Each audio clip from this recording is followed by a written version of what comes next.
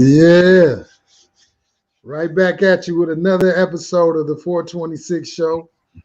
What's going on, Big OC? Chilling. We back. Can you hear me? My sound Yeah, good? you sure you I'm straight? You coming sound through straight. clear? All Yes, right. sir.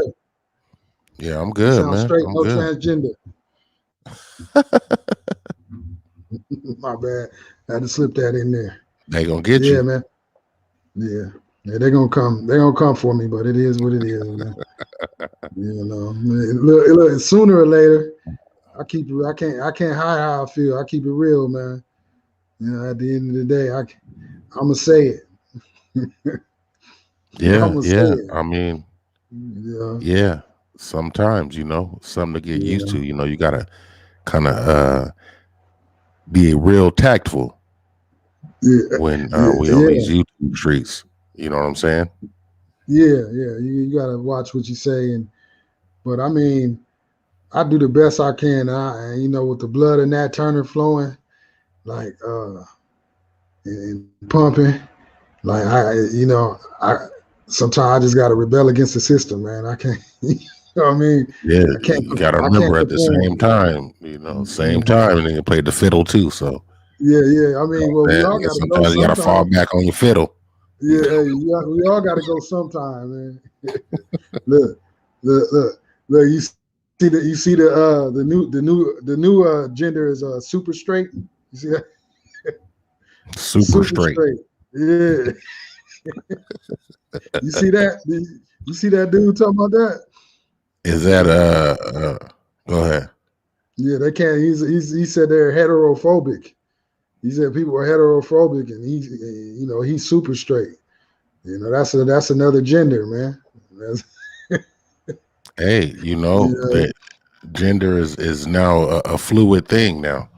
You know what I'm yeah, saying? Regardless of the organs you got, the gender is yeah, up to interpretation. yeah. Until the time to get the tires changed or the oil changed. You know what I'm saying? Hey, it's Yeah, still gonna matter how, hey, it's what's yeah, in my mind. yeah, You know what I'm yeah, saying? And you need yeah. to figure that out. You need to figure Well, that out.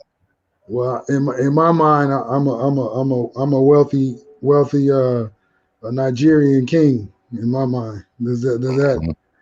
I mean, how does that play out when I go into the bank? Though that's a whole different story. Oh, You know what I'm you saying saying? you saying you You can't know get no what I mean? withdrawal based on that Yeah, interpretation? yeah. Not what's on your, not about my mind. They said it's not about your mind, sir. Your balance don't reflect what's on your mind. You know what I'm Right. saying? Makes sense Yeah, to me. Makes sense to yeah. me. So we You back know. here, man. Another 426 show. We're gonna keep them rolling, keep it going, man.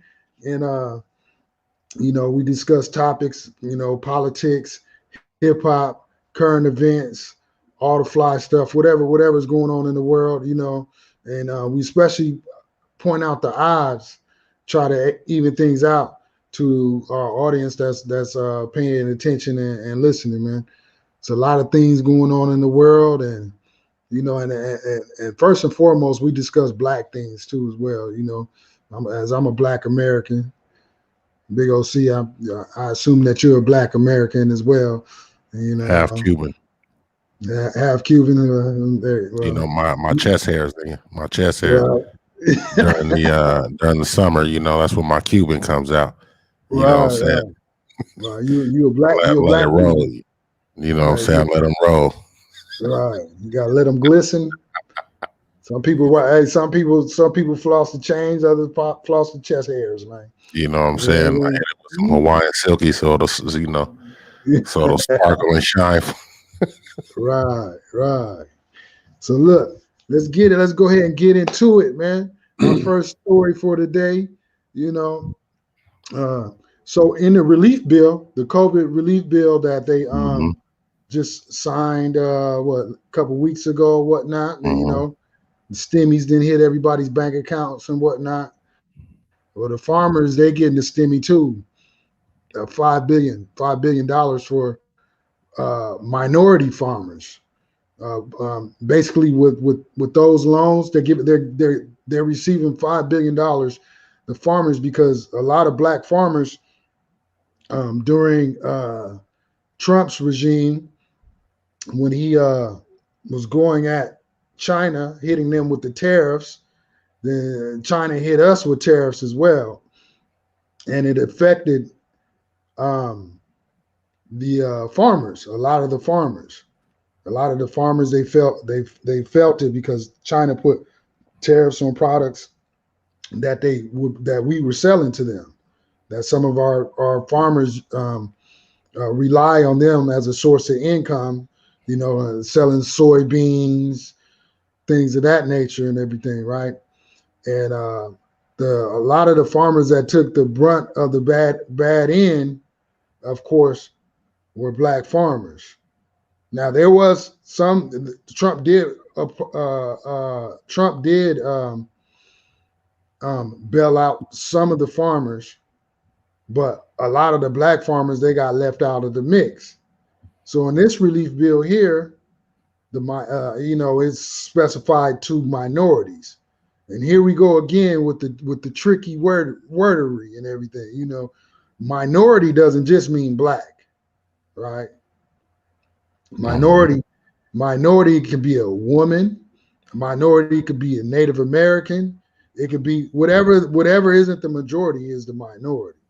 But see, when they speak minority, they try to paint it as a picture as something specific towards Black Americans, and that is not at all the case. So, with that being said, I'm gonna bring in this story. With the head of the Black farmers, he demands a apology from Lindsey Graham because basically Lindsey Graham tried to call the bailout of the minority farmers. He tried to label it as reparations. You know, so and that's just a bunch of BS. They try to label it as a reparation. So here's the head of the Black Farmers Association. He wants an apology from Lindsey Graham. I'm gonna read the story. It says the head of the National Association of Black Farmers is calling on Senator Lindsey Graham to apologize to referring to the relief money from the American Rescue Plan as reparations, and separately asking new Agriculture Secretary Tom Vilsack to prove himself to black farmers for letting them down when he had the same role during the Obama administration. So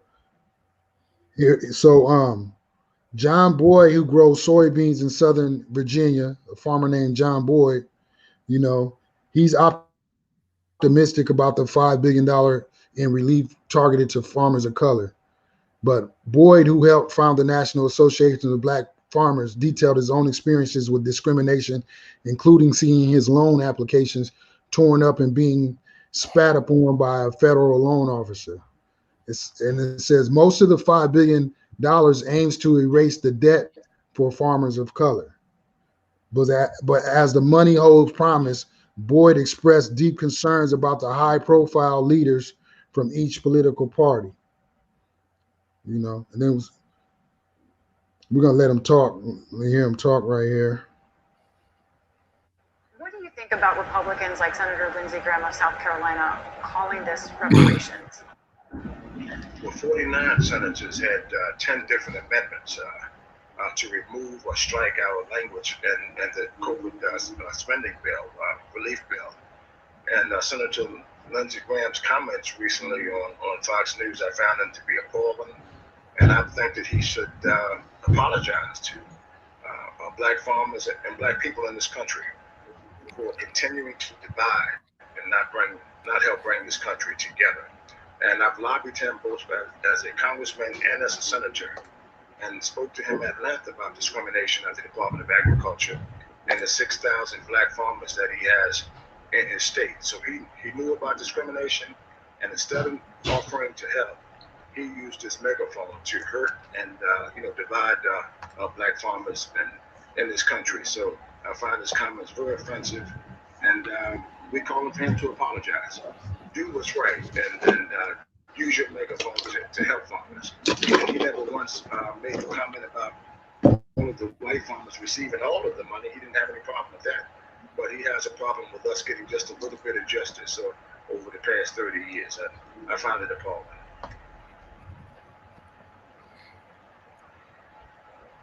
Yeah. What's your take, man? What do you think about that?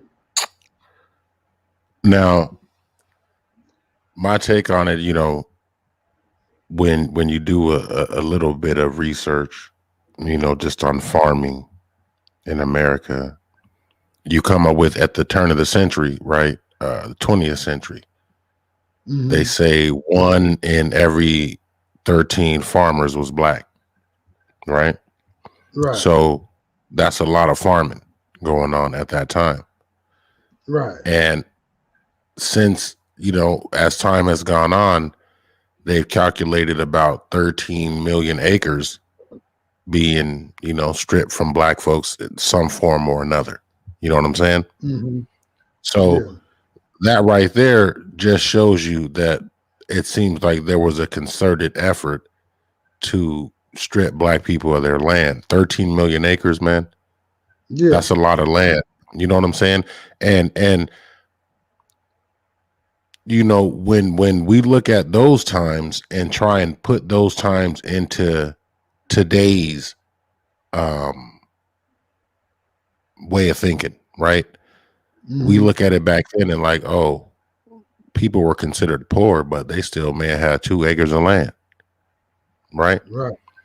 And it's because, back then land wasn't, it had value, and those who held land understood, the values in it. But how many people knew that, 30, 40, 50, 60, 70, 80 years later, that land, would be, astronomical, right? The price. Correct. So somebody knew, though. You know what I'm saying? City planners. Yeah, they knew. They knew because they already knew what was coming, right? Yeah. They knew what was coming. And the people that weren't in the know were the ones that either got eminent domain, offered an amount of money that looked like more than they had ever seen before. So, it was kind of like, how could we pass this up? Because, we ain't never seen this kind of money, right? But explain to the audience what eminent domain means. Some people might not understand that. Just to make it simple, you have a neighborhood where the city deems that it would be more beneficial for us to put a freeway, through this particular area. You know what I'm saying? So all the people that live there and own homes there, either they get offered, a bullshit amount of money for their home, or they pretty much get an ultimatum, but at the end of the day, you're leaving, right? Yeah. At the end of the day, you're leaving one way or another. Right. So a lot of black folks are like, if you go back 50 years, 60 years and look for the black communities that were in Southern California, they existed, but they don't exist anymore because there's freeways that went straight through those neighborhoods. And I know, given a choice, all those black people would not have wanted to give up give up their stake or their equity, because ultimately, even those areas that they lived in, that would have generated a whole lot of money for those particular people at that time. So to me, it was all about money. It was all about money. It was all about centralizing, because we see farming and how it works now.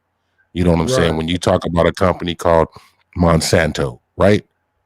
And all that they own, and all the different things that go within their contracts, and these big companies, they're going to make these small farms sign contracts to where you got to do it how we want it, how we say, and in turn, it has those big companies now getting control of your income. You know what I'm saying? It's kind of like technically you work for them, you own the farm, but somehow over time they end up owning the farm. So the same way they did the sharecroppers back in the day. Exactly. So, it's just a matter of, and then you add on top of it, a lot of these states where this nonsense goes on, if you have a good old boys network, and once again, this comes back to local politics, right? If you have that good old boys network, you can see where, you know, it's, hey, we need to work to get him out of here. And you'll see the banks, everybody, you know, get in line to try and, you know, get that particular black farmer, you know, up off his land. And it's there's lots of stories out there. People just have to go look. You know, there was a lawsuit, you know, in the 90s. I want to say it was maybe Pigford, Pigford, if I'm not mistaken. And, you know, those were people that were suing over the USDA, you know, the agricultural department, not giving access to agricultural loans to black farmers. So once again, you have the federal government playing a part in it. So, you know, systematic racism that they've been talking about. Like even there was even just not too long ago, a few years ago, there was a lawsuit that the black farmers took out because a particular company, they sold all the black farmers bad soybeans. Right. They knew they had bad seeds. They knew they had bad seeds for the soybeans, and so they sold the black farmers the bad seeds, like systematically on purpose. So then the soybean crops never produced because the seeds were bad. So they made a systematic choice to affect a whole industry of black America. And once again, this is what's going on. And see, we're up on game, right? They got HR 40 right now in the Senate, you know, where it's where they're going to discuss reparations and see if we're old, which we know black Americans are owed reparations. There's no ifs, ands, or buts about it. There were industries built off the back of slave labor, and there's millionaire and billionaire families that exist today that benefited from slave labor. And so there's no doubt that reparations are due. So then for Lindsey Graham to go and call this loan that goes to minorities, first of all, is not, and it's people of color. People of color, it's everybody's color. It's not just black, everybody. Mexican Americans, Indian Americans from India, Native Americans, like anybody, those people, if you're a minority, you can apply for it. If you're a minority farmer, you could apply for this. So this isn't reparations for black America, as Lindsey Graham is trying to use the tricky language. That's why the Black Farmers Association, that's why they're upset. It's like, because you're going to call it reparations when it's not. It's a relief plan. Like white farmers have they receive subsidies during the tariffs, and you know, and a lot of the black farmers didn't benefit from it during the tariff. Okay, so just like everything, right? It's called reparations to now we put it in the trick bag, right? That's why he called it reparations, right? Because if I call it reparations, everybody that don't like reparations automatically is not going to like this. Exactly. Based off face value, right? Not doing no research, not doing anything. They call it reparations. Oh, if it's just for black farmers, then it's reparations. Okay. So now it's political. Right. Now, but the people that don't like reparations isn't going to look to see that. They're not going to look to see that, though. They're not going to do any research. They already seen Lindsey Graham. They just need a couple of more of the people that they like to say this is reparations. Why don't the white farmers get it? They're not going to explain. See, and that's why black media is necessary, right? Right. Because they're not going to explain everything that all the other farmers have gotten, right? All the subsidies, all the kickbacks, all the give backs, all the loans, all the access to whatever they need to, right? Because maybe there are, but I don't see the white farmers that are complaining, right? Right. And that's me that needs to go do that research to find out what their complaints are, right? But I hear the complaints of the black farmers. I've witnessed and seen the lawsuits that have been filed on their behalf, and I can see the numbers where their stake in farming has been dissipated, right? And so if I sit back and say who did it and how they get done, we see that there was a concerted effort to get those people up off their dirt, right? Right. So I just want politicians, even the ones that agree with it, to be more holistic in their explanation, right? Right. I want them to call out exactly what everyone else has gotten. Call it out. It needs to be heard. We need to know that, when money was allocated towards these black farmers, well, we found a way to even keep a lot of them out of that pool of money that was designed for them. You know what I'm saying? So it's always once you start targeting, and like we said the other day, targeting specific bills and specific things to a particular group of people that have a particular problem, right? Right. There's too many buzzwords. You know what I'm saying? And partially, I think we sometimes, black folks sometimes can be part of the issue as far as digging a hole for themselves. Stop coming up with slogans for your issue that people can work against, right? And you should agree with that, because the other day you have an issue with hands up, don't shoot, right? Right. And you recognize how just that slogan alone and I guess them proving that didn't happen allows for the segment of society that doesn't want to address it to be able to point to that and have something negative to say and take that route. You know what I'm saying? Exactly. So I get it. Exactly. Like, the false narratives. So and here's the thing, what I'm peeping, this is what I'm peeping.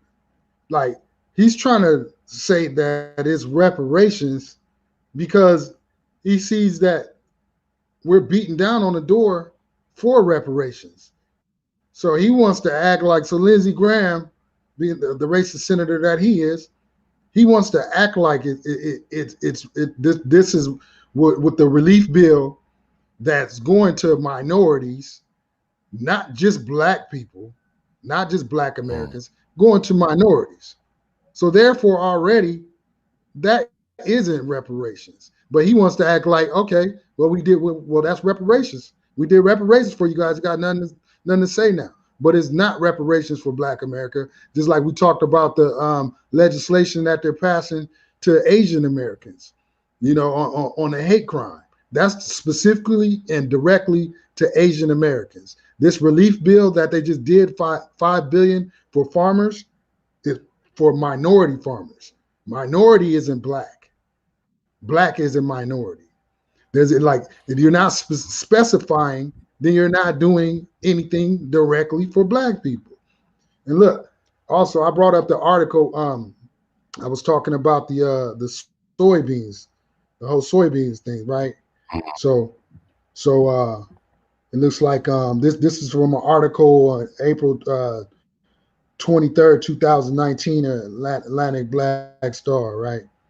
It says the BFA sued the seeding breeding giant last year, which would have been 2018, after the company deliberately sold bad soybean seeds to black farmers at the March 2017 Mid-South Farm and Gin Show, a scheme they believe was racially motivated.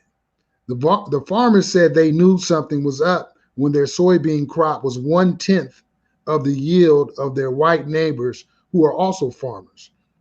The yield deficit was so stark that they nearly put some black farmers out of business, costing them millions of dollars in revenue. Crazy. That's Listen, crazy. So, uh-huh. some of these farmers that lose their land and lose their farms, man, they farms be getting sold for $100,000, man. Yeah. Farms that these people have had 20, 30, 40 years. They've been working these chicken farms. They be getting sold for $100,000. When the bank forecloses on you, somebody slides in, buys your house, schemes you out of it. You know what I'm saying? And it always happens. Yeah, yeah. And it happens easily. It happens easily. They know how to get you out of there because they know either they're gonna paperwork you to death or put you in a position where you don't have money to pay an attorney. So that's, if people sit back and look at the game, all this money that is coming from government, all this money that government is targeting towards these black farmers is money owed at the end of the day. It's money owed. That's lost weight. That's lost wages, lost revenue, just lost capital based on the nonsense you've gone on, that's gone on, that's put you guys in the position you're in. You know what I'm saying? I don't believe anybody's trying to game the system. They're just now recognizing that the system has gamed them, and they want to put themselves in a position and not lose their dirt. Yeah, and so for him, it's a slap in the face for Lindsey Graham to call it. First of all, he's calling it reparations, and then we just saw that article about the suit against that company that intentionally sold black farmers bad seeds. This was just a couple years ago. When we talk about reparations, we're talking about over 400 years of damage. This whole thing with the farmers, this was just a couple years ago. And he's trying to call it reparations because it's basically the 5 billion is basically like the PPP loans that are going out to businesses. They're going to be forgiven. Some of the loans are going to be forgiven. So he's trying to act like, oh, this is reparations for black people.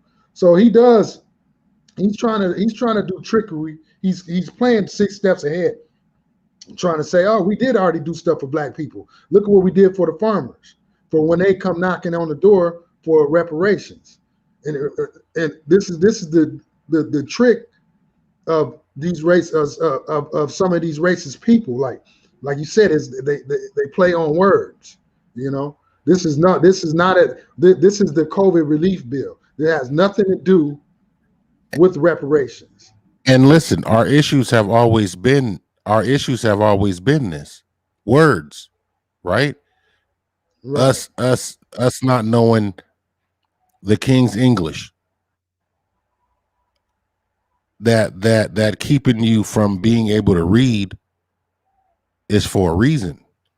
That one day you may get something, and what I'm gonna do is I'm gonna write up stuff in a way that you're not gonna understand, but this paperwork is gonna hold up in court. And I just sit back and think, how many just unsuspecting folks got slicked out of their land just off paperwork and how some language read, and them reading something and not understanding it. Because, you know,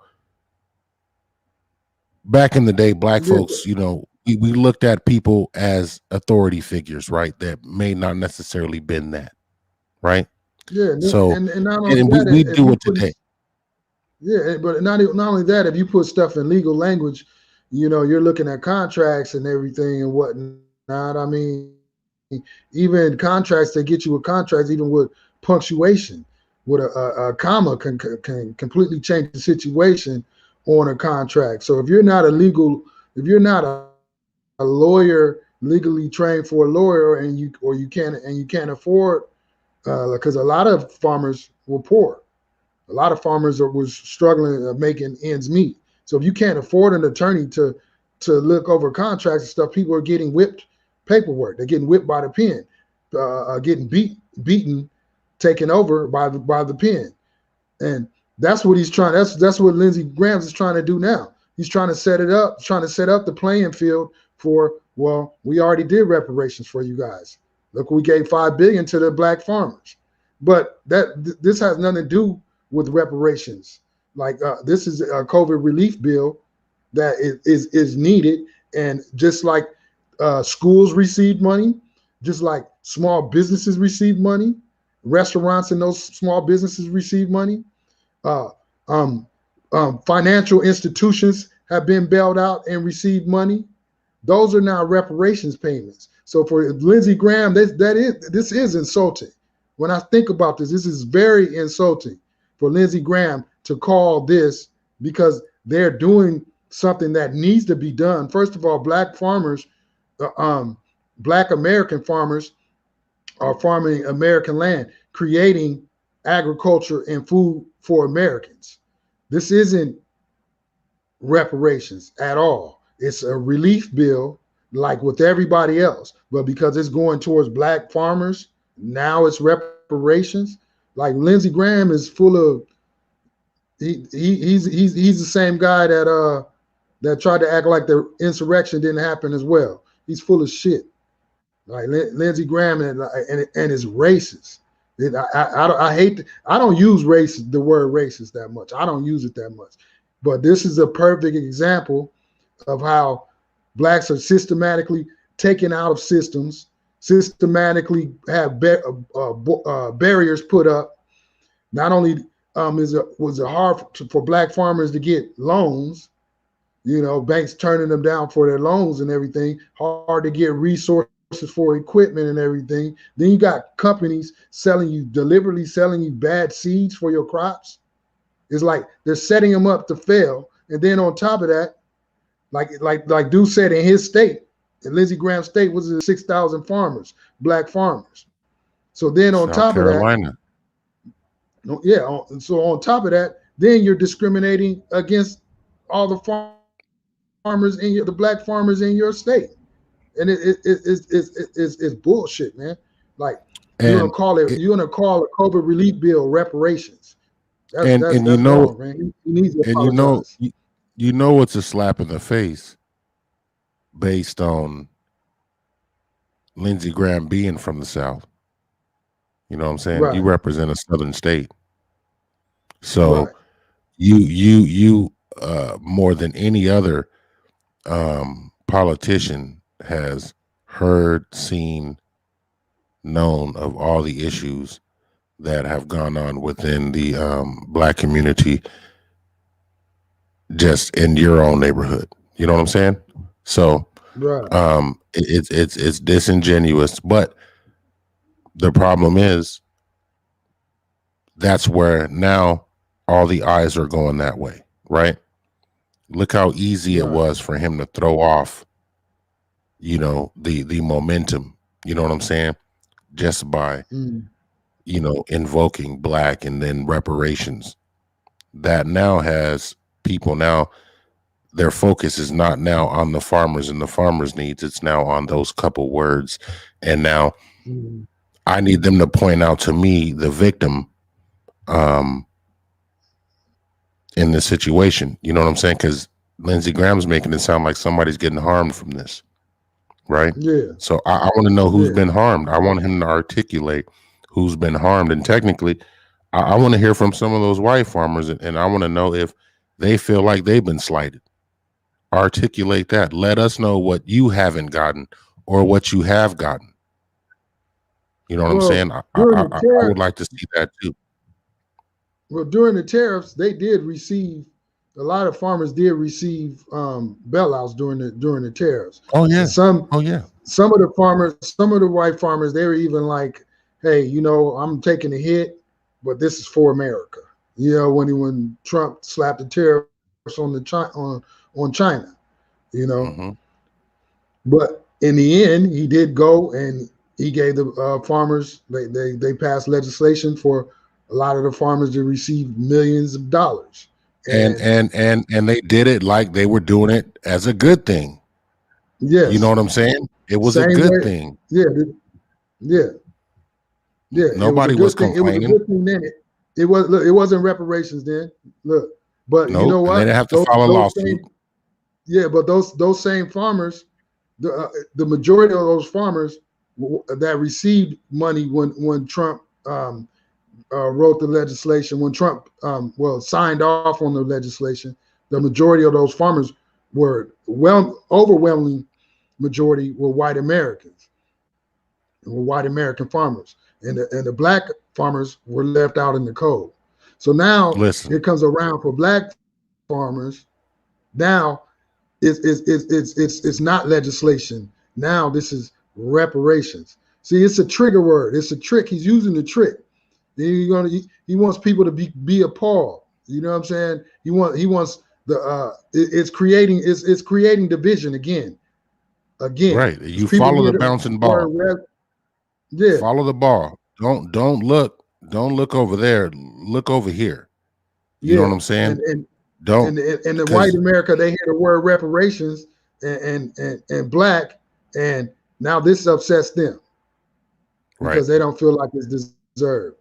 Right. It should be explained in a way that no, these people have been wronged and we're trying to right a wrong.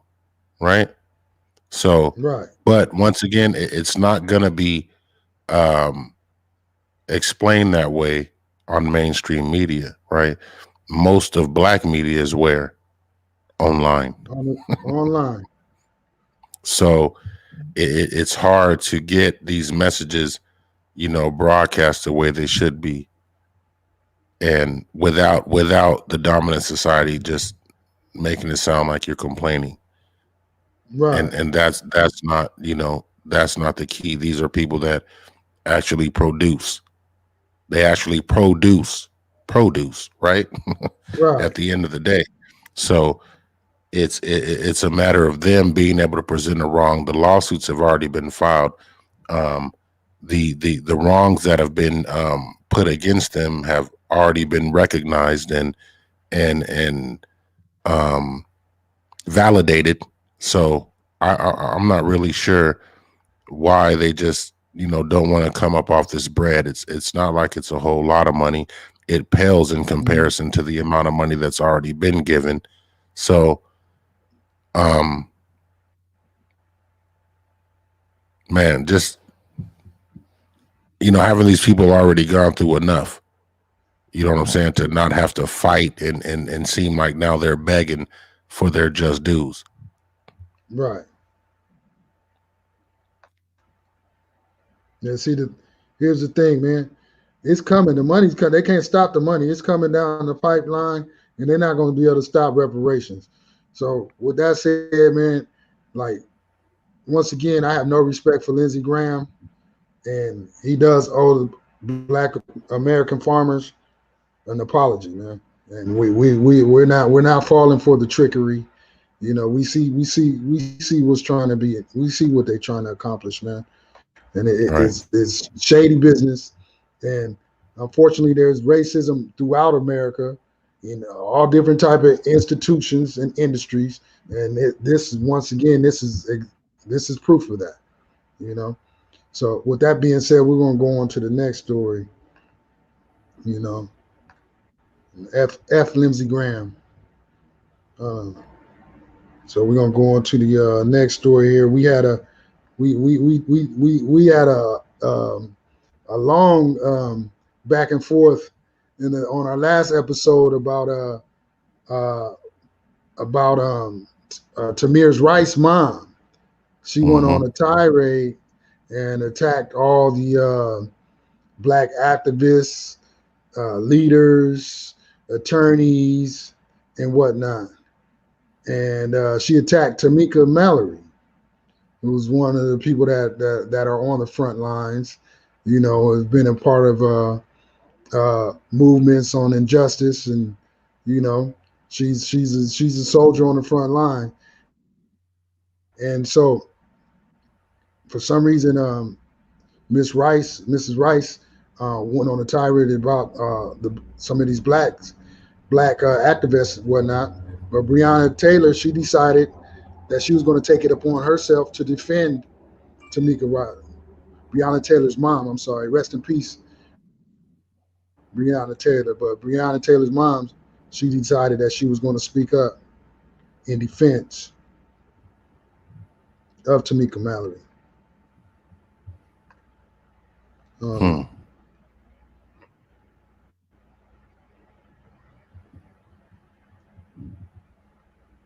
You know what? Hold on. Okay, here it goes.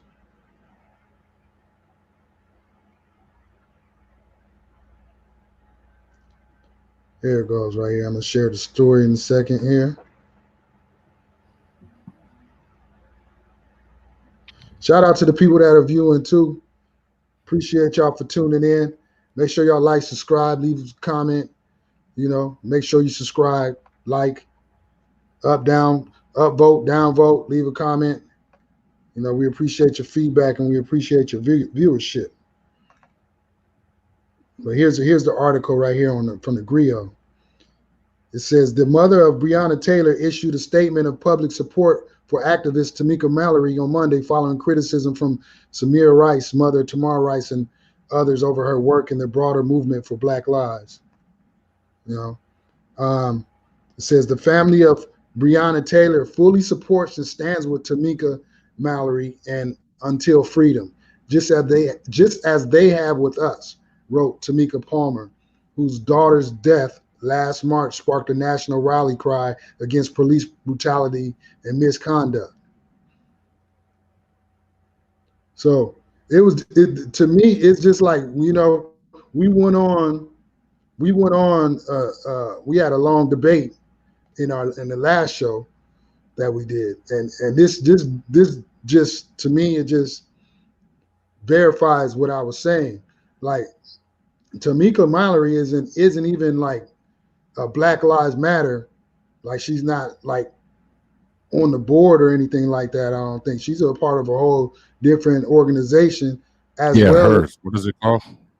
I think it's Until Freedom. I think, and as well as Sean King as well.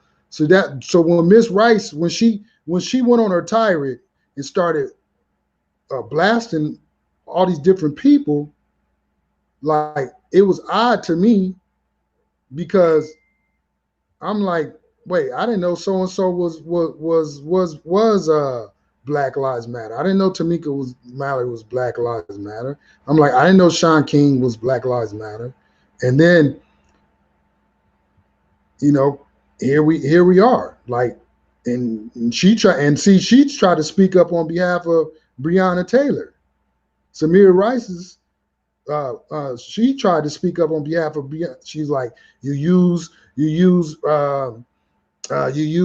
my son Tamar Rice's name, you use Breonna Taylor, you use George Floyd, you know, she was, but here we are, here's Breonna Taylor's mom coming to Tamika's defense, like, these people, they're stand-up individuals.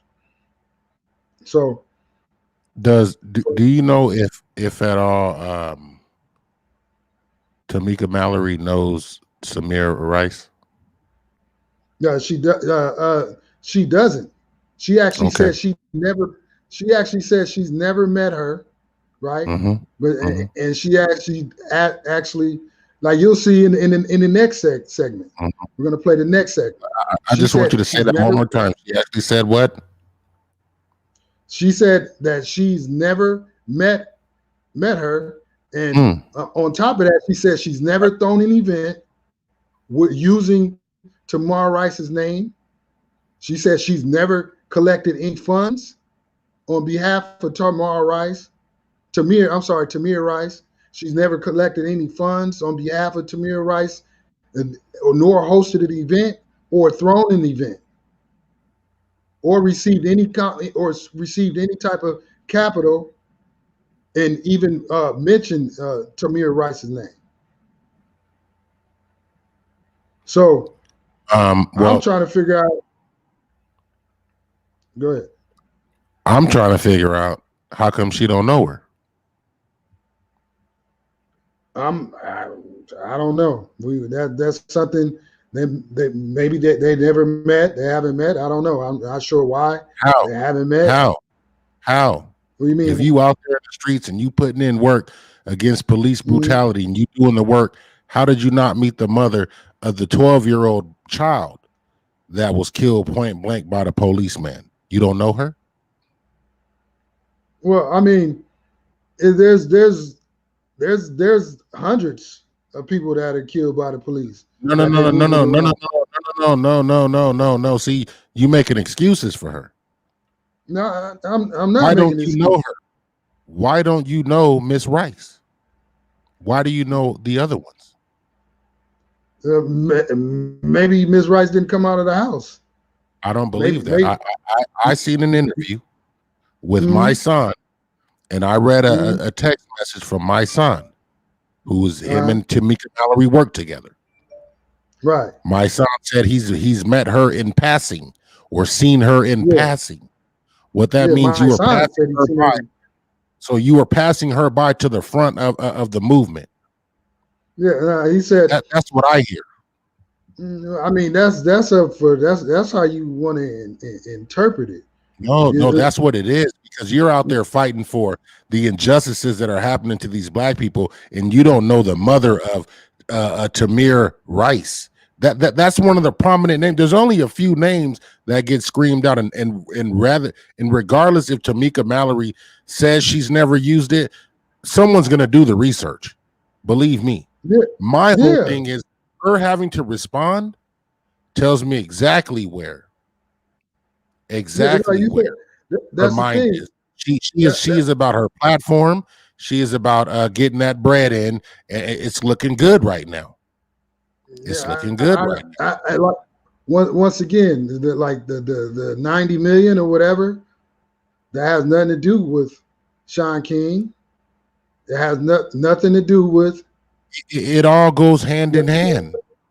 All these organizations are collecting money. Tamika Mallory's organization has so many celebrity backers and celebrity people screaming out that organization. It's if you're collecting donations and money, what is the money and donations for? Just tell me that, and I'll stop talking if you tell me what the donations and the money and stuff is about. The people that lead these movements. All these interviews, getting invited to the Grammys, sitting next to Beyonce. How does that move forward justice for any of these people that have been killed? I understand those people have created a platform for themselves, and those platforms are bringing in money, and now these people are being requested book deals, movie deals, this, that, and the third. How is that helping the people that have been harmed in this issue? Well, it's just like you said the other day, like we were talking. Say, if you're going to be an activist, the people are going to take care of you, right? If you're going to be an activist and you dedicate your life to injustice and your community, you have to make an income. So if you get a book deal, first of all, like going back and doing the research, Tamika has been an activist over 20 years. She's 40 years old. She's been on the front lines for over 20 years, right? Like we know about her now because of social media, but she was on the ground running. No, you know about her now from social media. No, I'm saying the I knew about her when she was a teenager. Yeah. Like I said, she was birthed from Al Sharpton. Yeah. So you know about her since she was a teenager. So she's been putting in work since she was a teenager. Now, and I've been familiar with her. You know, I can't say as a teenager, but over the last 10, 15 years, I've been familiar with her.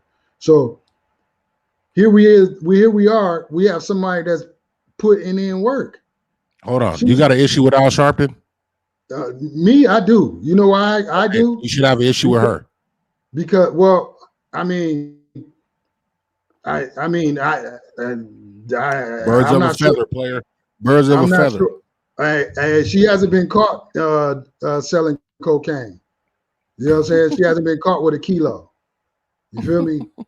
So But has that's she my distanced issue. herself from Al Sharpton? I don't see her I don't see her and him together a lot. I don't see that. Man. She's a movement on her own. She's a movement on her own. I can't even remember the last time she referenced Al Sharpton. You know, She don't have to so reference him. That's her start. She understands that. well, I mean, for like I'm not like Al Sharpton and me. I look at him, you know, with a side eye. You know what I mean? But at the same time, What you think about Bill de Blasio in New York? I mean, I'm impartial. I mean, at the end of the day, I'm impartial. And with Al Sharpton, Mallory used to work for him too. and look, but the thing is, if you're an activist, you're going to work with all these people. If you're an activist, if you're in the public, you're going to work with certain people because those are the people that are out there. You have Now, you're going to bump shoulders with certain people. Yes. And what you should know too as an activist, if you're collecting money, people are going to want to know where the money's going and what's the money for. And here's the thing, like I told you, Sean King got receipts for where the money's going and what the money's for. Tamika Mallory has receipts for what the money's for and where the money's going. And here we are. This is Breonna Taylor's mom. Breonna Taylor's mom. She got paid. Defended her. Yeah, and she got paid. They all broke bread. And look, and then going back, even going back, Mrs. Rice, she's like, I'm trying to finish the community center for my son. Right. It should be finished. Yeah, it should be finished. But she burning bridges, and she firing. She ain't burning nothing. No. And she everybody else burning bridges. It's her son. Didn't nobody else get harmed. Yeah, but they out there reaping all the benefits. They reaping the benefits off the harm of this woman that she went through. But like we just said, Tamika Mallory don't know this woman. Why did she respond to her then? Because I'm looking at it different. See, that's black folk mentality, I believe. Her feeling like she had to respond to this woman that lost her 12-year-old child. She didn't have to. But to me, that's something that we do in our community. That's a mother that's hurt. And we clearly recognize that. Why respond? Yeah, because she responded. Did you hear her response? Yep. And the response was, what was wrong with the response? Why? She told her, if you want to, I would like to talk to you. Why don't she know her? And like I said, I would like to talk to her. Tells me you ain't never talked to her. Yeah, she hasn't. But she said, I'm trying to figure out. I would like to build dialogue with her. I would like to talk to her. Is the Tamir Rice case one of the prominent cases that have been talked about for the last 5 to 7 years? Yeah, but look, how many organizations have sprang up based off Black Lives Matter? Because most of these organizations sprang up after Black Lives Matter sprang up. Everybody started to, peel off that and do their own thing, because to me, they see the money pool. Yeah, but Tamika Mallory you're profiting off. But Tamika Mallory was an activist before Black Lives Matter was in existence. Okay, she was already at work. Up from freedom. That's her. What is it? Up from freedom. Yeah, she was already. Let's see how long that's been in effect. You know what I'm saying? We need to find out how long these organizations been in effect, because I guarantee you, there's some people that know Tamika Mallory, but mainstream, nobody knows her.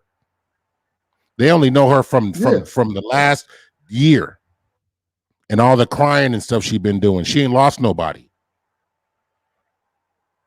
But all the crying she been doing on TV. She ain't lost nobody, but she out there. Why is she getting interviewed? She ain't lost nobody. Why do you need to interview Tamika Mallory? She ain't lost nobody. Why is she getting interviewed? She ain't lost nobody, but she has a voice and she's pushing the post. That's the whole thing. Like this. Do See, you this is think what she I'm would do sitting it if back. there was I'm no like, money involved? Do you think she would do it if there yeah, was no money involved? yeah. She's been doing it for years. Yes, No, she's been working with she Al ain't been. Sharpton for years. Al Sharpton had Yeah, paper for years. yeah. National Al Action Sharpton. Network, National Action Network has been around for years. That's Al Sharpton, bro. That has nothing No, to do that's with Tamika her. Mallory too. Yeah, it has. Yeah. She's the look. Al Sharpton is the head. Sure, Tamika Mallory is boots on the ground in the street. At the end of the day, boots in the ground in the street, front line. She's been arrested, went to jail. She's been an activist. What does that mean, man? She's been going hard. I mean, she's What been does that? doing What work. does going hard mean? That she's been going hard for injustice. She's been doing the work. It means she gets out. She's been organizing protests. She's been organizing rallies. She's been showing up at courthouses. She's been bringing stuff to the press, bringing light to injustice in different cases, For free? asking for accountability. For free? For accountability. For Yeah. free? Yes, for a lot of it, Oh, yeah. okay. But then you I develop. doubt it. But then what happens is, see, here's the thing: you're making accusations. She's not stealing money. No, she's collecting money though. Look, and what's the money for? Look, the money is for because when you're the money you're collecting is based on the tragedy that's happened to these black mothers. That's what the money's for. Outside of these people's kids dying, there would be no money, bro. How did she get to the front line and ain't nobody died? Based on, it ain't her child that died, but she went past Miss Rice to the front line because she don't know Miss Rice. She went past her to the front of the line. See, but what about Breonna Taylor's mom? Her opinion doesn't count. Only Miss Rice's opinion counts. As soon as Breonna Taylor's mom got that check, she fell back. And look, Breonna Taylor's mom got that check, and maybe if Miss Rice, maybe she could have got a check. Miss Rice looking for justice. Look, Mike Brown's dad said all he's gotten for his organization is 500 snaps. He got $500, but he got 1.5 million from Ben Crump.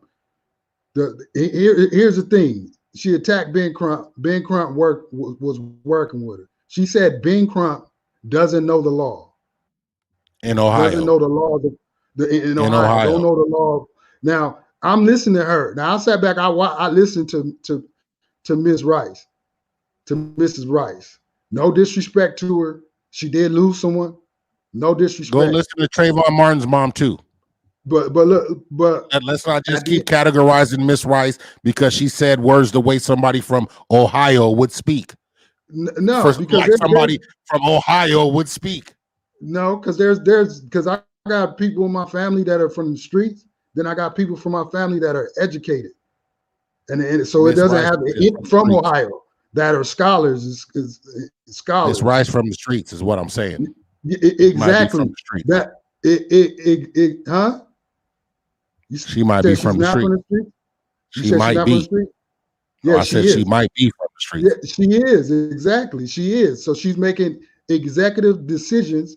And instead of attacking these people, maybe she should be working with these people. She's talking about she's trying to still finish up a community center for her son.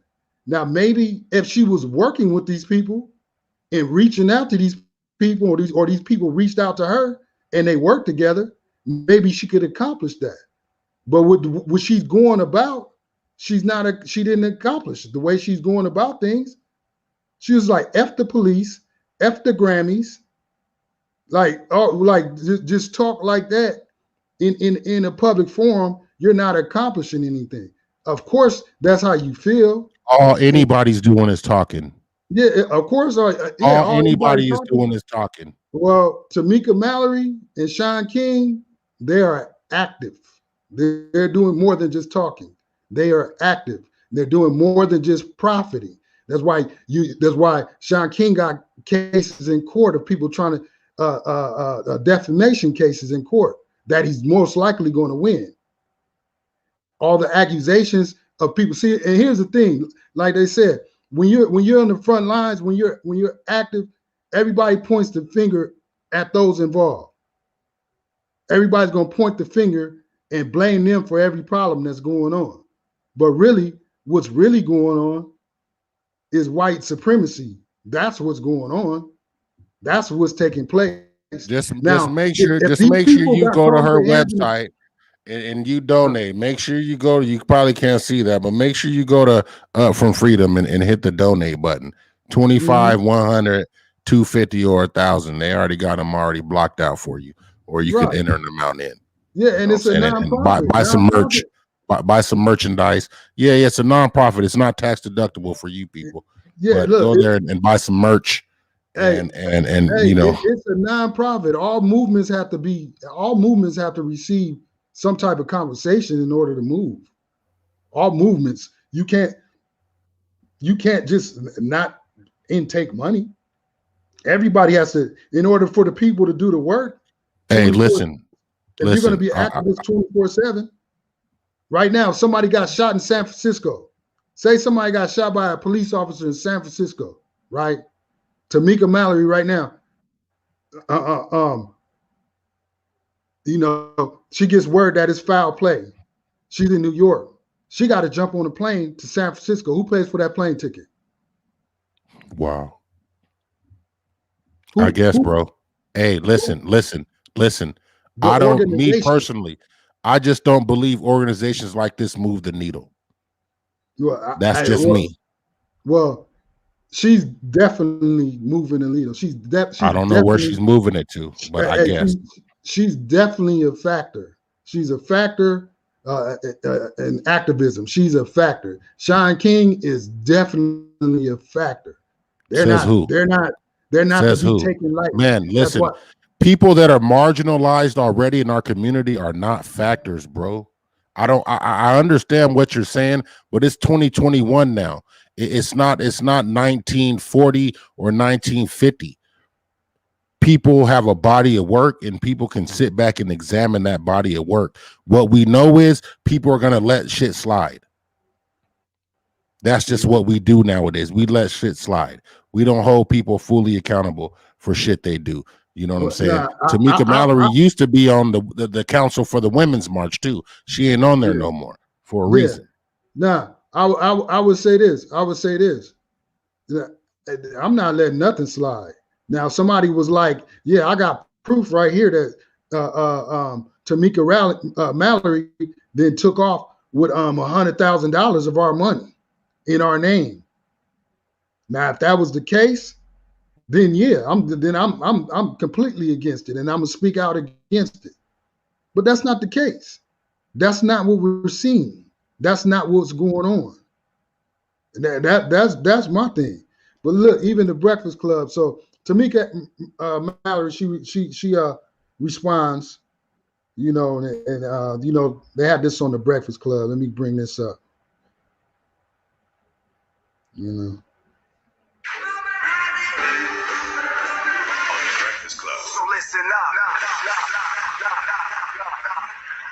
So Samaria Rice was the mother of Tamir Rice. Tamir Rice was the 12-year-old child who was killed by Cleveland police back in 2014. Had went on the Clay Kane show, and she was discussing what she thought. Oh, I didn't messed up. I thought it was playing back. My bad. Hold up.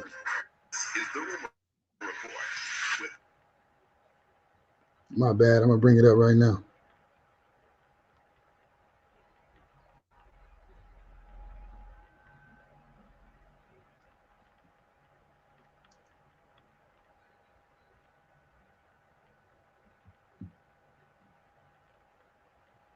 Let's go. Here we go.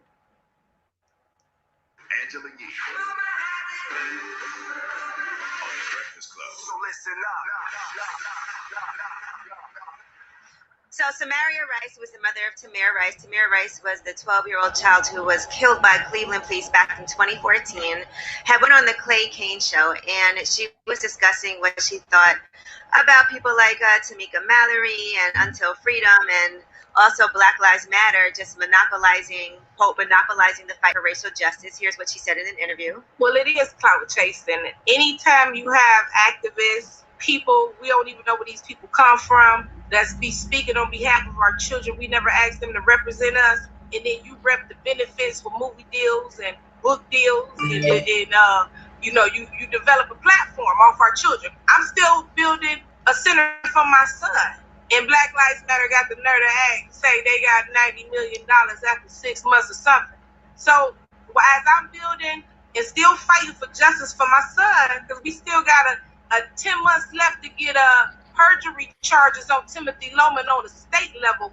Those type of people, Sean Kings, Tamika, Mallory, Patrice Cullors, y'all make it very hard for us to fight our fight. Man, I thought they would be helping the fight. The fact that they're on the front lines, the fact that they're out there protesting, the fact that they're out there pushing the narrative. I thought they would be helping. Now, another issue that was getting resolved over the weekend, hopefully, is Black Lives Matter. They've met with the Michael Brown Chosen for Change Foundation. That's a nonprofit organization that was founded by the father of Michael Brown. His son, some people would say he sparked the Black Lives Matter movement after he was fatally shot by a Ferguson police officer back in 2014.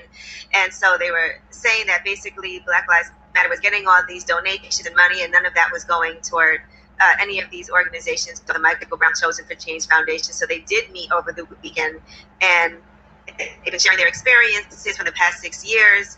They put out a press release too. They said when a family loses a loved one to violence, that family attempts to develop new ways to live with life without their loved ones. The concepts of normal and healing may become elusive. For the few families whose loved ones' deaths actually receive media attention, those families are forcibly ushered into a movement that they may or may not have been involved in previously. While some families appreciate community leaders who have taken up the baton to organize, advocate, and fund the movement, many families are still seeking justice. And so they said they're, I guess, working on developing relationships right now.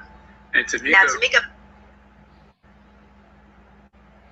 Mallory responded, right, on her podcast. Now, here is what Tamika and Mallory had to say about attempting to contact Samaria Rice. From my perspective, I want to make sure that as a mother, that I speak directly to Ms. Rice, and also just so that folks know, I have reached out through some other individuals. I don't have a direct contact for Ms. Rice, but I have reached out and let some other folks know that if she wants to speak with me, I'm available to do so. I feel like we all have failed her.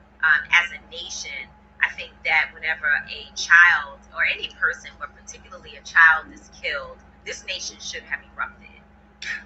Listen, God bless Samaria Rice, sending her positive vibes, love, light, healing energy, always. But I don't think Tamika failed.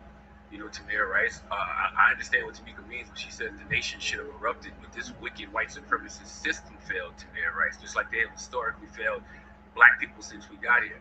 And we cannot allow people to discredit somebody like Tamika Mallory. Tamika Mallory was born into activism. That's all she's ever done. What she's doing now is what she's been doing her whole life. She devoted her life to activism.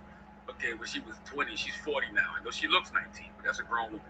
And she's been out here on the front lines doing this work for years, and nobody was paying attention, nobody cared. But now, because of social media, a lot of what she does gets broadcast to the world. She has an audience. And just because, you know, y'all just finding out about her, it doesn't mean she's new to this at all.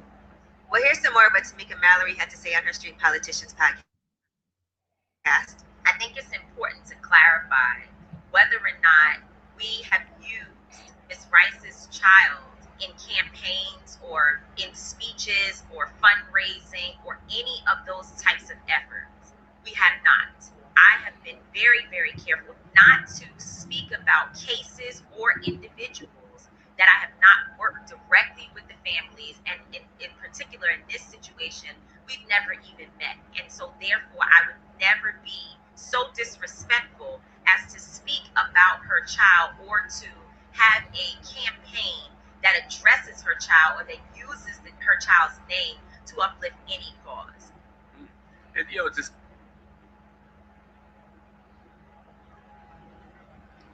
yeah.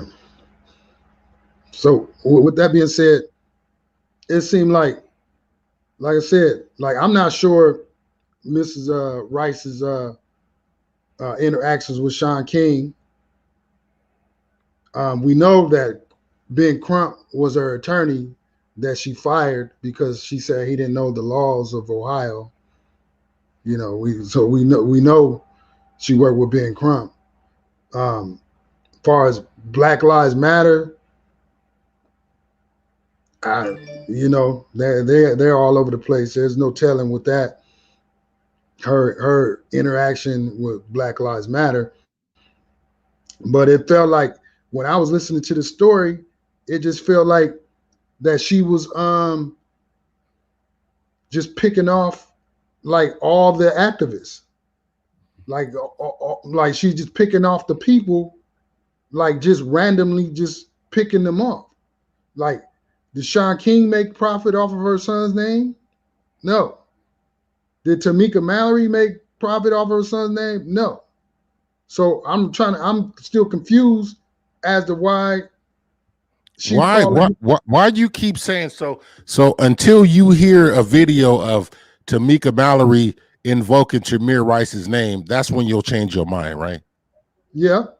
Okay. I hear it's definitely gonna come out. Trust me, it's definitely gonna come out, and that's why myself, I try my best to look at situations, kind of like the way they are, right? And Tamir Rice's mother is looking at these people out there that say they're activists, and I believe what she's recognizing is, and she said this in one of her interviews or something like that these people out there are not mad enough. They're not mad enough. You see what I'm saying? This is not a woman who lost a grown man. She lost a child. She's saying that as far as she feel, y'all are not doing enough or upset enough to make anything move. She don't see the anger. She don't see it. And that's what she's like, you guys are profiting based off of a mechanism that's always profited. Black pain, poverty pimping. It's always been done. Mm-hmm. And Tamir Rice's mom is just looking at it like, I don't believe you. I think that's what she's saying. I don't believe you. And people like Charlemagne and Angela Yee and DJ Envy, those are just more entertainers. Keeping an entertainment space because Tamika Mallory goes up to the Breakfast Club. Charlemagne the God has spoke very down on Black women. What does she go up there? She doesn't shun his platform. Charlemagne has done a lot of questionable things as far as speaking on Black women, but she still goes up there to sit on that platform, and that's I'm not going to blame anybody for looking at this situation as these are people that are trying to profit off the situation. If you weren't, why start an organization? Just get out there and do the work. What you need an organization for? Because you got to fund. Because you need to get that bread in. No, you got to get the bread in. You got to fund. Don't. You can call it fun. You can call it fun. No, but that's the truth. Like I said, if right now, if something happened, I'm in Florida. I'm an activist. I'm in Florida. If something happens over in Hawaii, how do I get there? All organizations, all nonprofits, they all have these organizations are nonprofits, right? Because you need gas for the tank. You need food for your stomach. Now, if your job every day is serving the people, how do you make an income? You make an income from donations. You make an income from people giving your organization money to fund you. So there's nothing wrong with these people, especially people that have dedicated their life and their careers, and they had their heads busted open, and they've served time in jail on behalf of a certain fight. There's nothing wrong with them receiving some type of compensation because they're out there doing what you and I aren't doing. They're out there. So they got to be compensated for their time. If they're not, if this is what they're doing 9 to 5, Now, if they're out there and they running around and they taking the money and they buying Bentleys and they buying furs and big old chains and bezels and diamond bezels and APs, you know what I'm saying? Bust downs, then that's when I have an issue. That's when things are wrong. That's when they scammers. That's when they full of BS and all that. Now, when that occurs, I'm going to call it out. I'm going to be the first one to call it out. But at the end of the day, is we got our black activists. Some people are going to be charlatans, and we call the charlatans out. Some people are going to be stand-up people, and the stand-up people, as black people, we got to protect them. We got to investigate, first of all, to see if they check out, right? And like I told you before, if Miss Rice came with actual receipts and she pulled up a flyer, look here, right here. It said, my son is holding a rally in honor of my son, and he didn't even contact me. Then I'm on my son's head. If it's like, look, she holding up a flyer. Tamika Mallory holding an event and she collecting donations on behalf of my son. I haven't seen any of the donations. And she hasn't even contacted me to come and speak at this rally on behalf of my son, where she's collecting donations. Then I'm on Tamika Mallory's head. But see, what I did is I listened to what she was saying. Because what I do is I go objectively. Because first and foremost, well, I can't say that I go objectively. I'm lying when it comes to black activism. I'm lying. I'm not objective. Because I already know from the beginning of time in history, I already know what they do. They rip you apart from inside out. They cause dissension inside out. From COINTELPRO to different government informants. That's what they do. They attack the ones that are powerful. If you're a powerful black man in America, you got a target on your back. Back in the days, Martin Luther King was on the FBI's list. Back in the days, Dick Gregory was on FBI's list. Anybody that had power and movement was on the FBI's list. Not because they were criminals or bad people, it's because they had influence to move the masses. So the government considers them a threat. So when I look at what's going on with black activism, I sit there I'm already coming to the defense. But then I sit back and then we view the facts. What are the facts? Miss Rice didn't say no facts.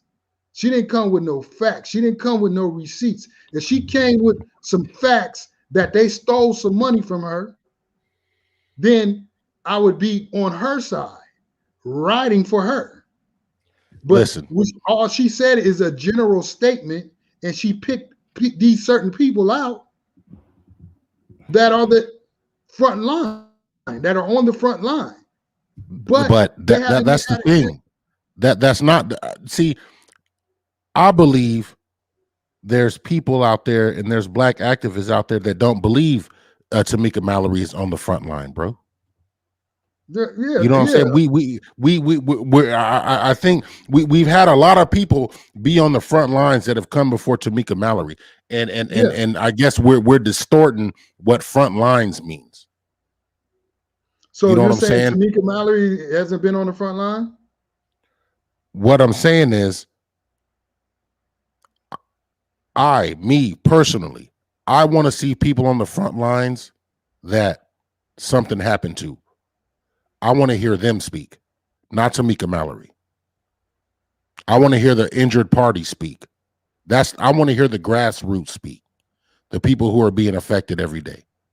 Those organizations, not the ones that have been propped up, not the ones that come in and don't know the people who have been injured, but get to do all the talking.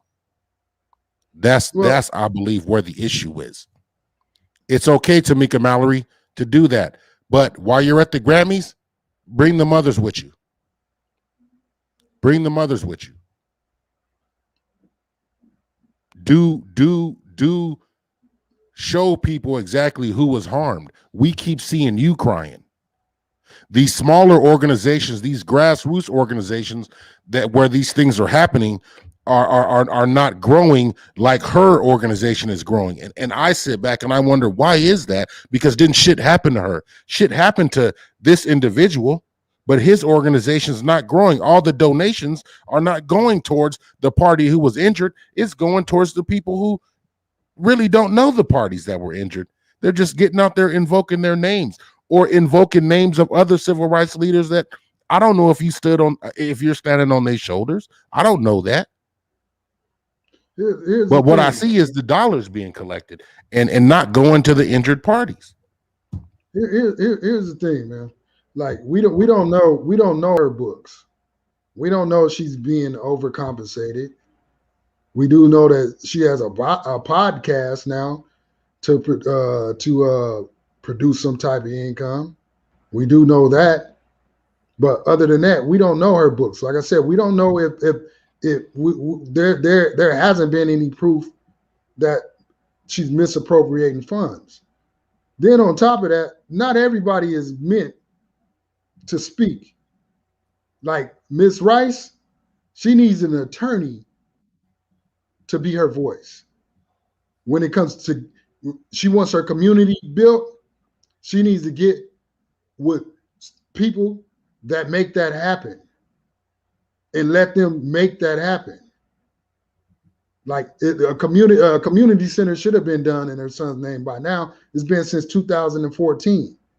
But here's the thing: some people that are in the front, in the space, and the decision maker, sometimes they shouldn't be. And that's what I'm seeing right now. Tell me this. Are the names of the dead people tied to these organizations? Some of them, it depends. Okay, because here's the thing, the people who belong to those families need to be out in the forefront, because without them, you wouldn't be where you're at. Those names are tied to these organizations that are out there. Some of them people, some of the families don't want to be. Some of the families, they just want to get on with their life and move on. Some of the families, they're not built for that. Not everybody's built for it. And if the families want to get out there and work, then they embrace these organizations. Yeah. But but just because you lost a loved one, not everybody is meant to get on that in front of that camera and speak. And some people don't have the wherewithal. Listen, nothing happened to Tamika Mallory. Yeah, nothing happened to her, but she out there riding for families. And the families say she ain't riding for them though. No, but you gonna argue with them? You want to argue with the people that got hurt? I don't. No, one person came out and said something. That Mike Brown's dad, Trayvon Martin's mom. Look, Mike Brown's dad said something about Black Lives Matter. They're all birthed from that, as far as I'm concerned. But that's all this woke stuff came from that. Tamika Mallory was around before Black Lives Matter. Man, you keep saying that, and I understand that, but nobody knew her. And her organization isn't Black Lives Matter. Man. So now you're not being fair because you just no. I'm being fair. They all of these movements are out there trying to get money. Yes or no? Of course, they're gonna need donations. Right, that's all I need. Stop right there. Not of course. Yeah, they're out there getting money. Look, Martin Luther King, when he was doing the bus drive, you don't think they were donating? You don't think the churches was donating? You don't think that's what every movement has to be funded? You don't think the Black Panthers were doing fundraisers? Every movement has to have funding, or it's not a movement. Hey, listen.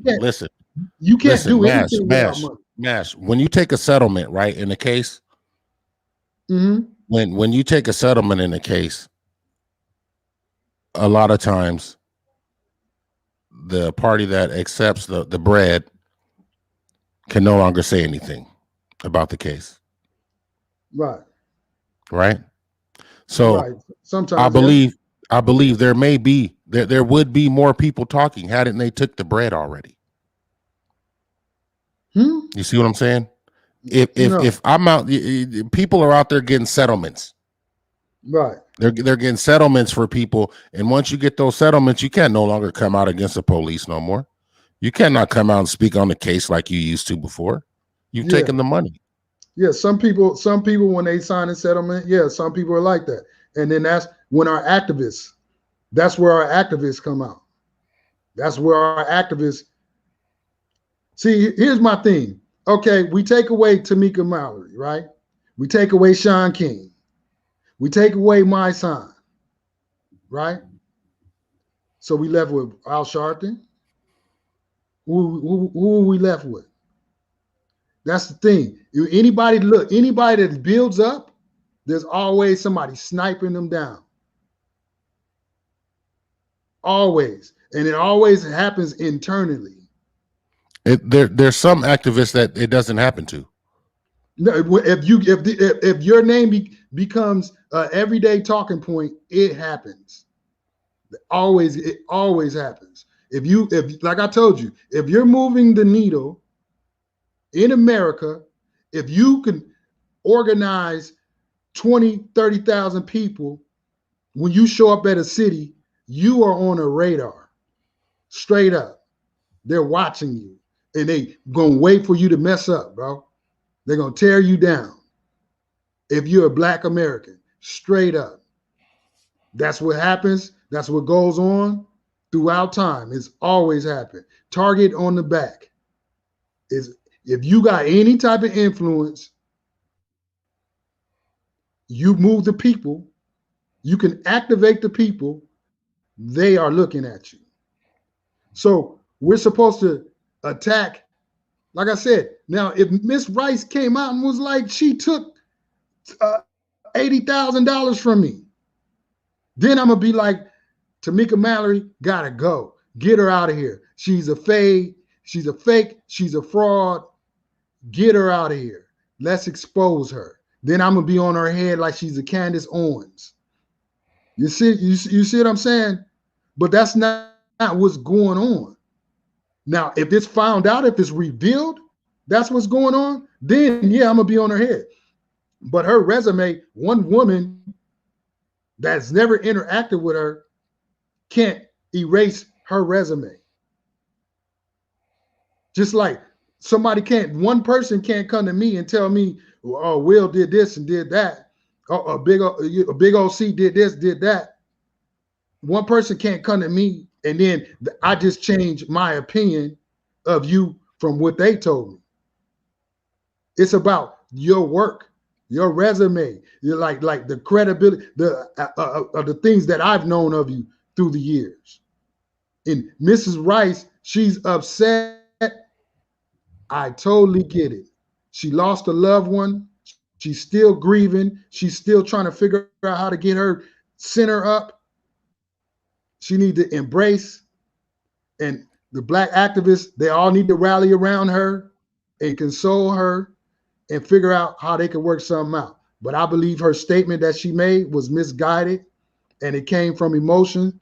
And then the following, when Miss Breonna Taylor's family came out and vouched for Tamika Mallory, as well, a ton of people are going to vouch for Tamika Mallory. And Tamika Mallory's reply to Mrs. Rice was above board, and it was everything was right and exact.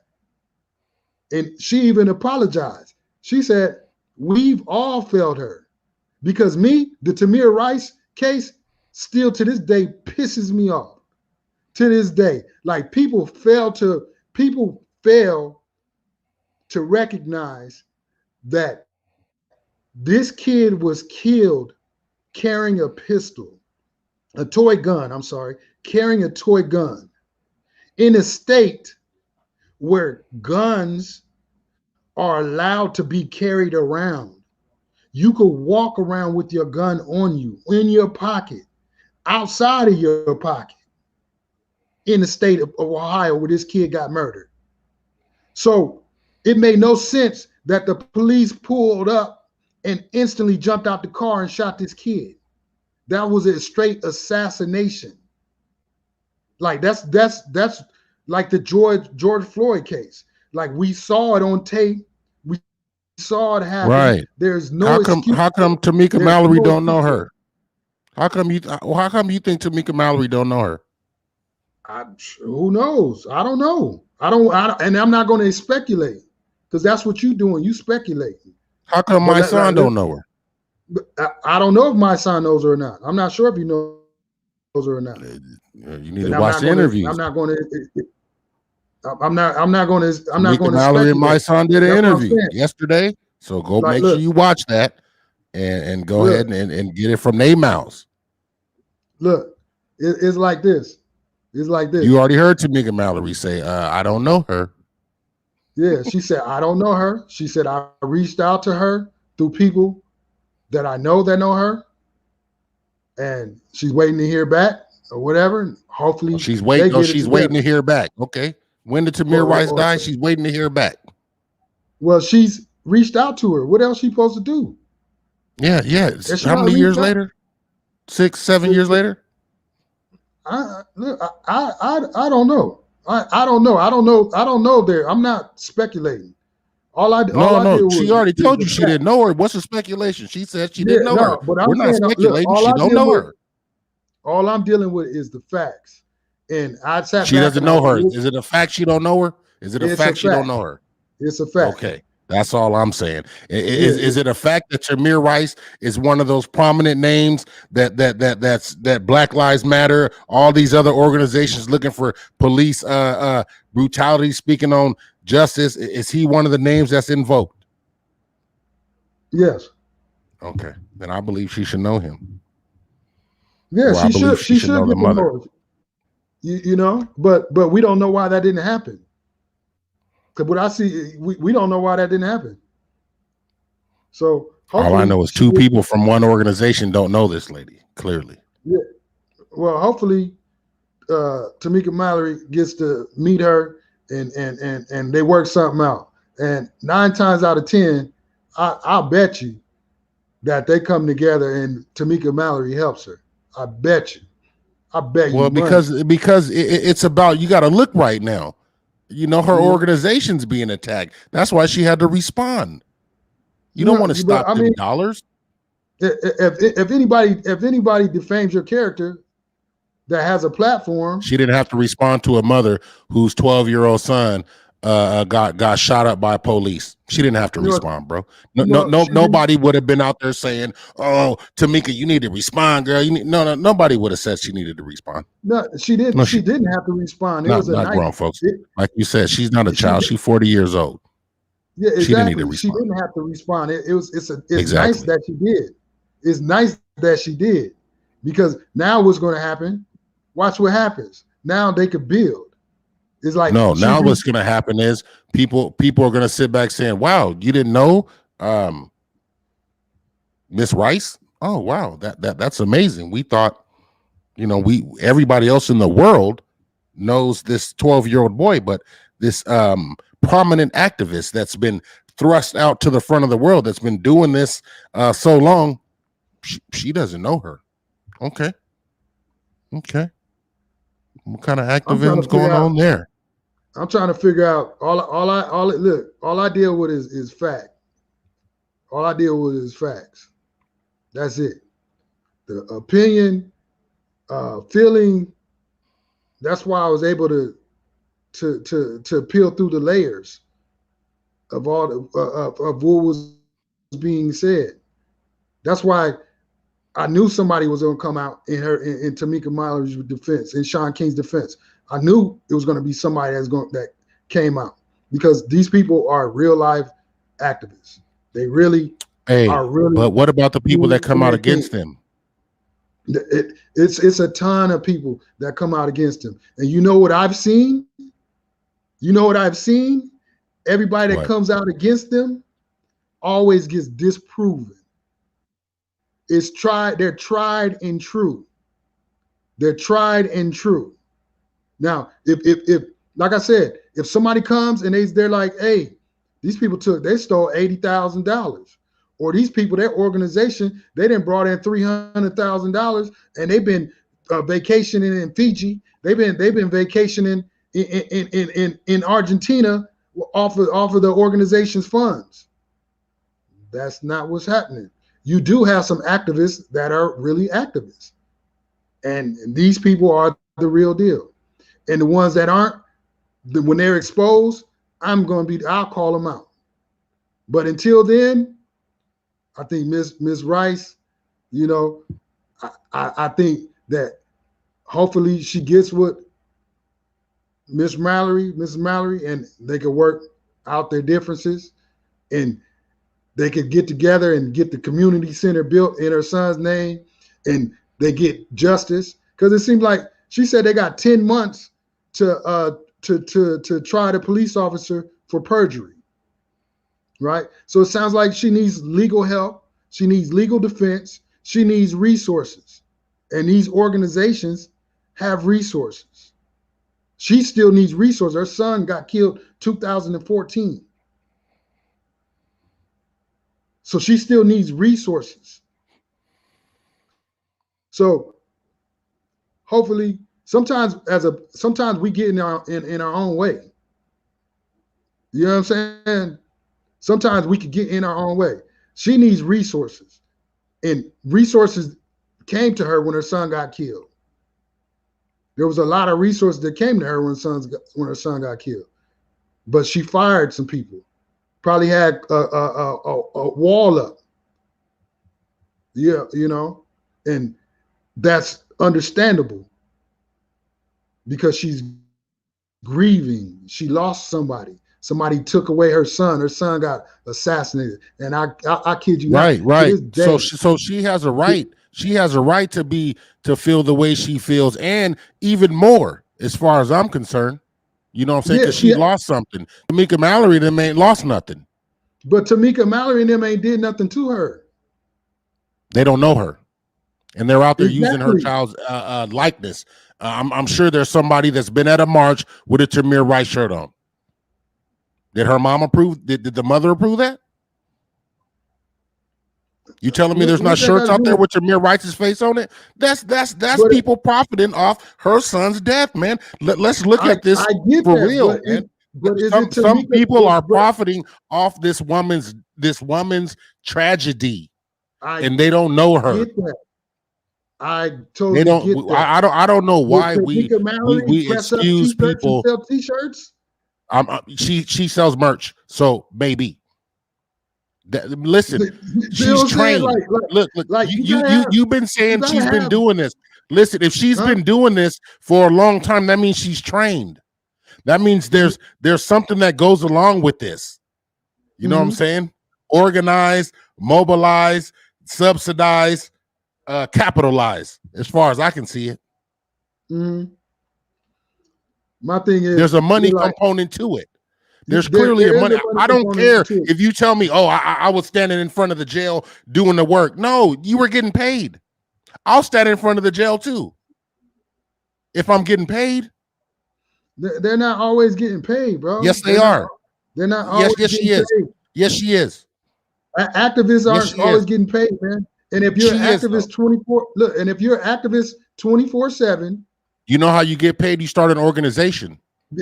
That's what they figured out. You start an organization. Yes, you start a nonprofit. That's how we get paid. Yes, that's how you get paid. You start a nonprofit. Yes, that's how you get paid. Off somebody else's pain. And if you're doing the work. What work?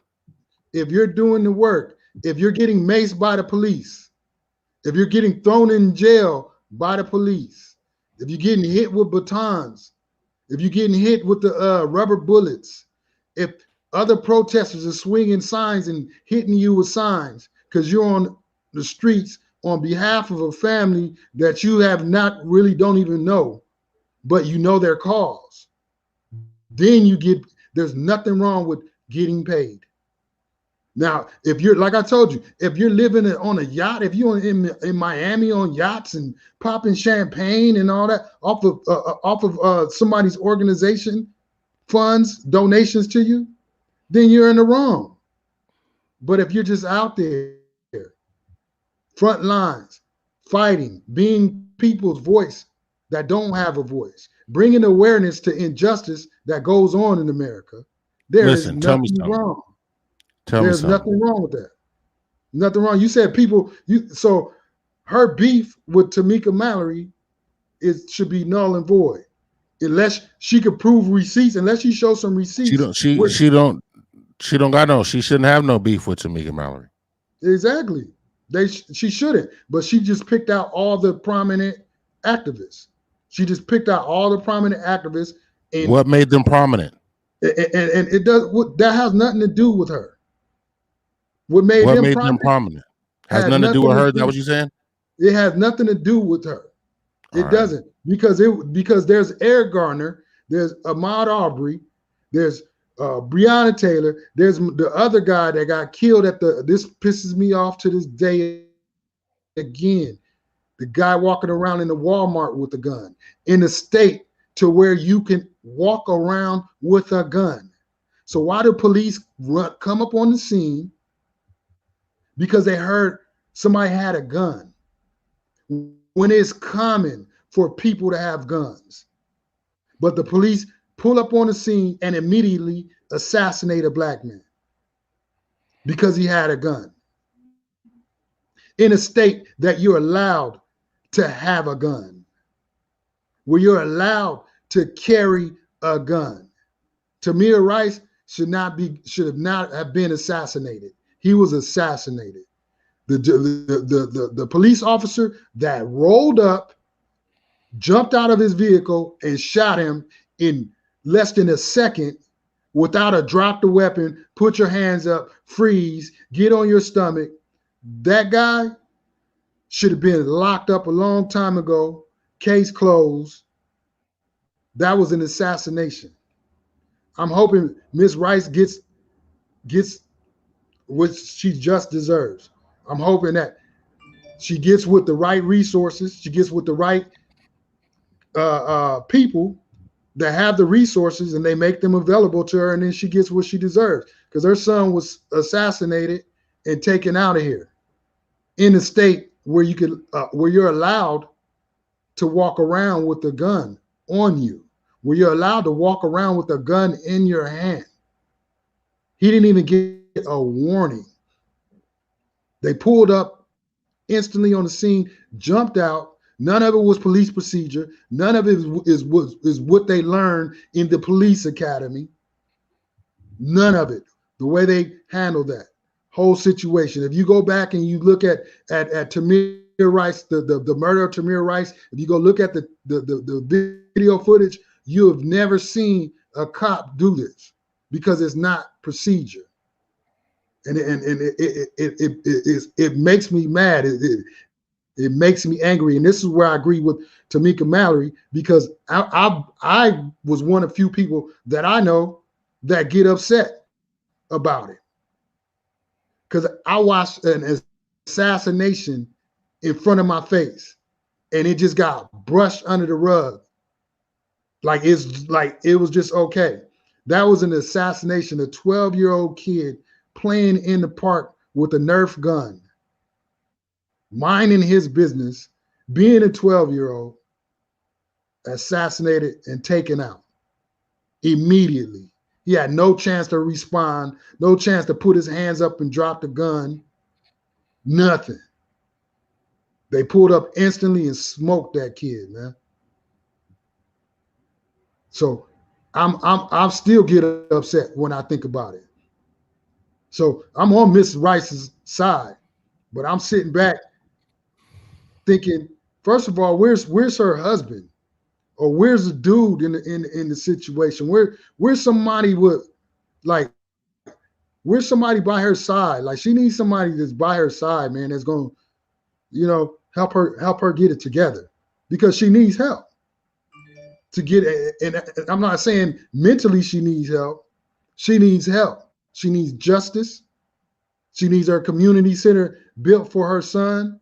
She needs the officers that were involved in the case. She needs them convicted and thrown in jail. She needs help. And Yeah, but see, I'm gonna end it like that. That's and I'll end it like this. Those are the things. Once you start an organization and you start taking that paper and you start getting that prominence and you start having a platform that everybody wants to interview you, your fight starts to get tampered. It starts to get tamped down. There's only so much you can say on ABC. There's only so much you can say on Fox. There's only so much you can say on CBS. There's only so much you can say. So my whole thing is, you don't see people get put in front of the camera that's going to say what needs to get said. They put the people in front of the camera that says what they know they can deal with. And let me just make you guys superstars and give you the clicks that you need, because you're not going to say what needs to get said. If you want to get into some real Black history and the problem with what's wrong with us, there's some people who need to get called out. And Tamika, Mallory, and my son, I ain't heard them say them groups. I ain't heard them mention them alphabet groups. I ain't heard them mention them particular people. They are not going to do it, because Tamika Mallory's already had her hand slapped for messing with those particular people. She's not going to do it, bro. And that's what I feel like Miss Rice said. They are not mad enough. She's going to say what needs to get said. And you're going to feel it. You're going to feel her integrity. You're going to feel the realness in her. The ones up there giving speeches, you ain't moving me. Well, I don't know. All I know is I heard you're not moving me.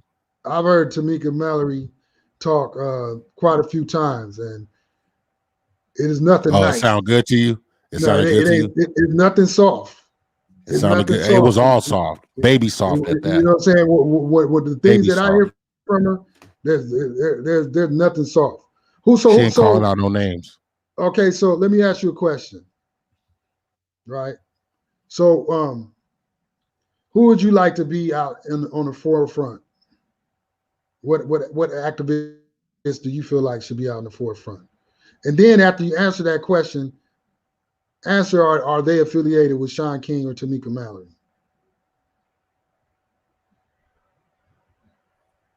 What activists should be in their place, in your eyes?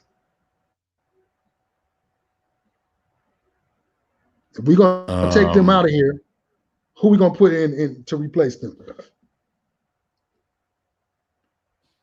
I would say, well, I believe he passed, but I was gonna say General Nzinga from the new Black Panther Party.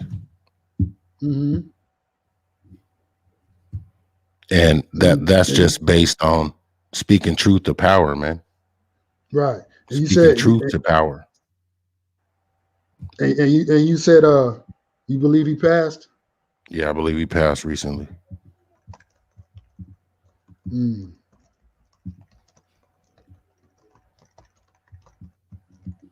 See, here's the thing, man. If you're doing the work, eventually you're gonna get pushed to the forefront. And if you're doing it, no, that's not true. That's not true. That's not true. Because sometimes you got to say the right things. Why isn't Farrakhan on the forefront? Farrakhan is on the forefront. No, he's not. Farrakhan is on the forefront, bro. Farrakhan moves the people. Like there's not a bigger movement in the United States of America when it comes to Black Americans that is bigger than the NOI at all. Even farmland, even if we talk about land, they own tons of farmland, bro. I'm sure they do. Acres and acres. I'm sure they do. I'm sure they do. I'm sure those Black Arabs do. You know? I'm sure those Black Arabs do. You know? Yeah, I'm sure those Arabs have a lot. He said Arabs. They call themselves Mohammeds and all that, man. Them Arabs. Yeah, they're black. They're Muslims, Black Muslims. That wear bow ties and suits. Mm-hmm. I don't know what that. Look, with a pistol in the waistband. You know? There's no more of those real ones. Khalid Muhammad's been gone. Khalid Muhammad's been with gone. pistols in the waistline, man. The ones that are respected ain't with Farrakhan. You see what I'm saying? Mm-hmm. The Muslims that are respected aren't the ones with Farrakhan. I can't, buddy. I can't agree with you on that. I know you mesmerized with his words. You keep following Scientology. I got Scientology. no respect for the NOI, and I mean, if you look at the men, I mean, just read How to Eat to Live, and at the same time that's Elijah Muhammad, man. Eat to live. That's just eat once a day. Look, they didn't invent that. Look. Then at the same time, they got black media circulating through neighborhoods neighborhoods throughout the United States. You know, they're spreading it. I told you, I'm black, bro. I'm pro black. I'm with the building, not tearing down. You know what I'm saying? And I'm all of it sound good, man. I'm gonna call it out when I see it wrong. There's you could say, when you say the NOI, are you saying one group, bro? Because I keep telling you they're not all the same. No. There's a group that don't roll with Farrakhan, bro. Yeah, they shit on Farrakhan every time they get a chance. So when you say NOI and this and that, that sounds good. But the NOI ain't following Farrakhan like you think. Mm-hmm. He ain't the leader of all the nation. He ain't the leader. No, some people still follow Elijah Muhammad. They don't follow Farrakhan. They follow Elijah Muhammad. They ain't on Farrakhan's tip. Tony Muhammad, Conrad Muhammad, them dudes don't mess with Farrakhan like that, man. Mm-hmm. Yes, some of them don't, but a lot of people do, brother. Man, there's a lot of followers, man. But you got ones that been around a long time. Khalid Muhammad, when he got knocked, see, why did Khalid Muhammad get knocked out the game? I don't know. The internal he was keeping it all the way funky. He was keeping it all the way funky. Yeah, internal conflicts. He was Khalid Muhammad. Niggas was speaking the real ish. Yeah, Khalid Muhammad. I give him his props too. He's all he's and then what happened to him? Farrakhan sat him down, dissed him, and then Farrakhan dissed him. Yeah, made up stuff about him. Came out and said he got touched. Came out and said he was fondled with as a child. He was molested. Tried to kick dirt on a soldier, a brother that's the one who was up there with the gat in the Bible or in the Quran. But you try to kick dirt on his name, man.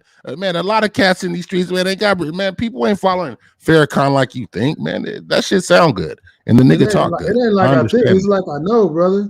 You say what you want. And at the same time, research the Muslims that don't run with Farrakhan. Research them too. I mean, like amongst us, man, it's always division. It's always gonna be division. And no matter what we do. Because because crabs in the barrel. Crabs in the barrel. It's crabs in the barrel. Who told Farrakhan to sit Khalid Muhammad down? That's why. He's the leader. Who told him to sit Khalid Muhammad down? Well, it was their council. Everybody. It was a group decision. It wasn't just based on what decision. Based on what? Based on internal conflicts, man. You know, at the end of the day, you know that's their beefs. That's their cause. I rock with Muhammad. Why did Malcolm get sat down? I rock with Farrakhan. Why did Malcolm get sat down? I mean, we know why. There you go, kicking that real. You can't kick the real for real. You know, I don't know. I done heard Farrakhan throughout the years kick a whole lot of real, man. Yeah, I see him with. There's a reason why Scientology too. You can't bring up the Elijah Muhammad and talk about the things he did. And Elijah Muhammad said clearly, we don't deal with them over there like that. And Farrakhan does. Mm.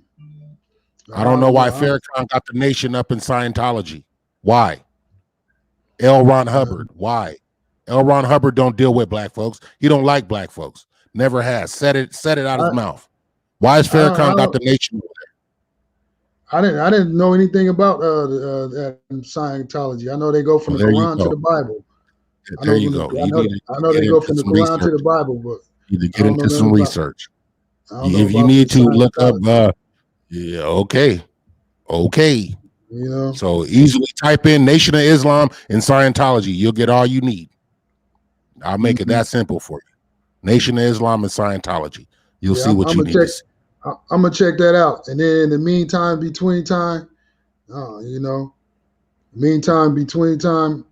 I'm black first, like I said, and I stand by my black people. I'm not tearing down those that don't need to be torn down.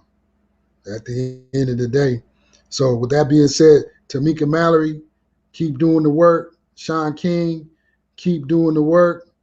And when you see when people see flaws, call them out. Have some receipts, but come with actual factual, not feelings, not speculations. Come with facts. Have some receipts. Everybody's already going to tear you down if you black in America and you trying to make an impact. You're going to get torn down, whether you LeBron James or Martin Luther King, whether you're a pastor at a church or you're a working man for the city. Once you get influence and you get power and you can move people and mobilize people, the government has shown throughout history that you are a threat. So regardless of how peaceful you are, how nonviolent you are, once you show that you could have a movement and you can move people, you are a threat. So this is what Tamika Mallory's not a threat. I don't know. I wouldn't say that. She had a lot of Jews on her head. She had a lot of Jewish people on her head. Based on Farrakhan. That was based on Farrakhan. That was over Farrakhan. If you're not a threat, people will let you go about your business and don't bother you. You know what I mean? If you're not a threat. Did she speak out against him? Did she? Yeah, she did. Yeah. Where? Yeah. Where? Yeah. She got condemned. She got condemned. Yeah, she had to step down from the women's march, from the board of the women's march. Yeah, she was a leader. She had to step down. Yeah. She got condemned for speaking out against them. For saying no, she got condemned for not condemning Farrakhan. For speaking up for injustices and saying things that ain't gonna make people that are gonna make people feel guilty about the wrongs that are happening, bro. At the end of the day, she got a loud voice. She got the platform. She's not gonna say what she needs to say about particular people, because that you're not gonna get on NBC, ABC, CBS talking that kind of talk, bro. You're not. So she's not gonna say this woke movement. There's a capital. There's a money making part to that too. And like you look up Tamika Mallory, she's trained to know not what to say.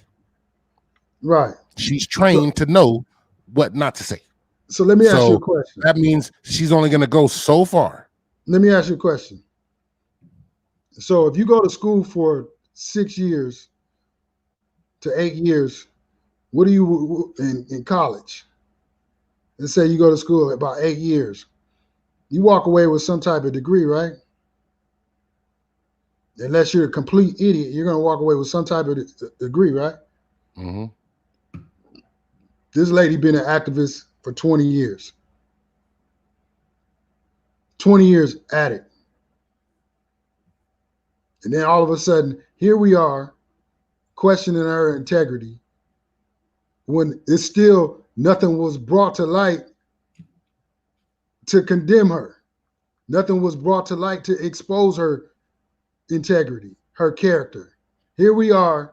This lady's been doing work for 20 years. 2 decades, bro. 2 decades. Tamika Mallory been active for 2 decades.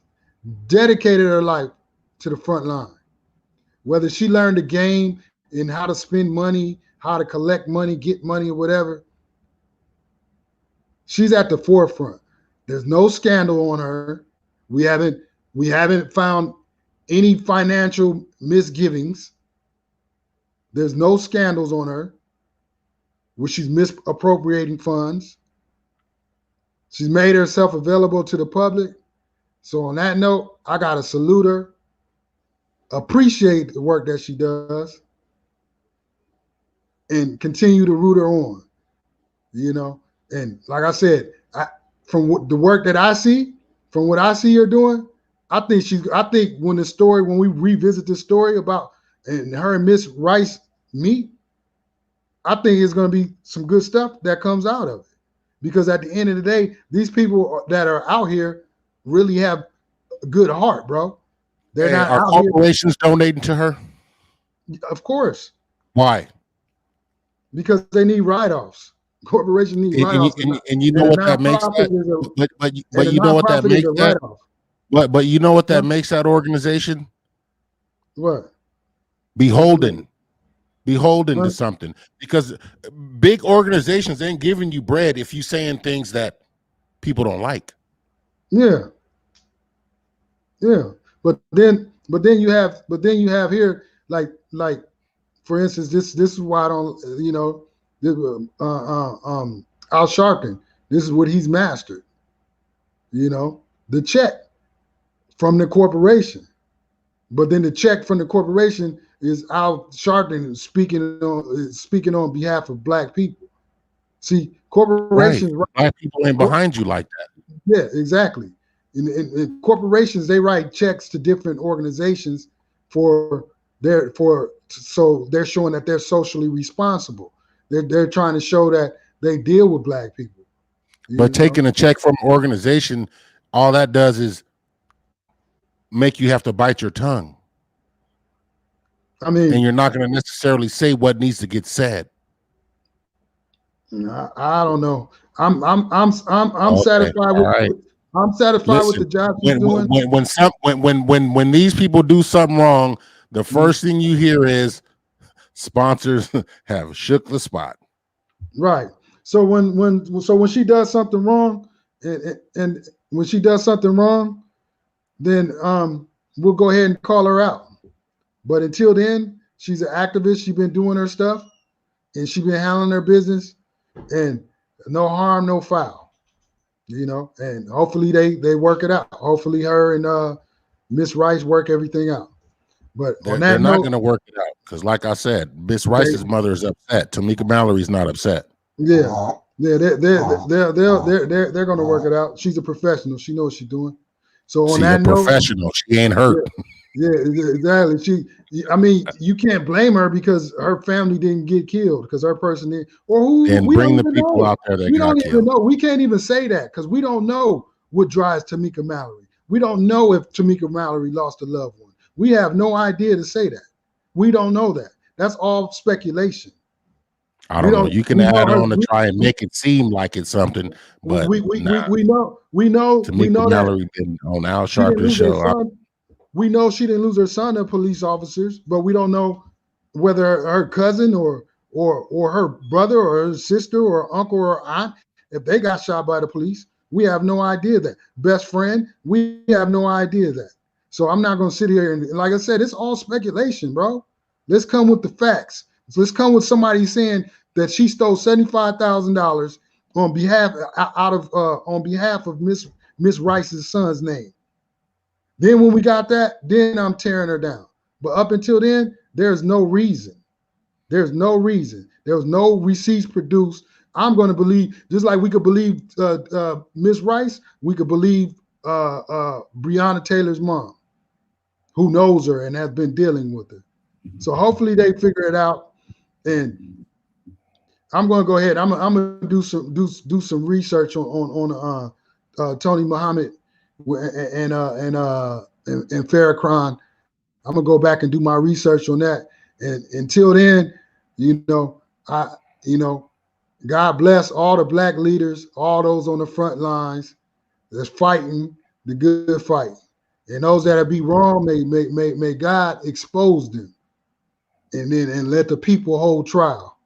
And with that being said, we're gonna sign off.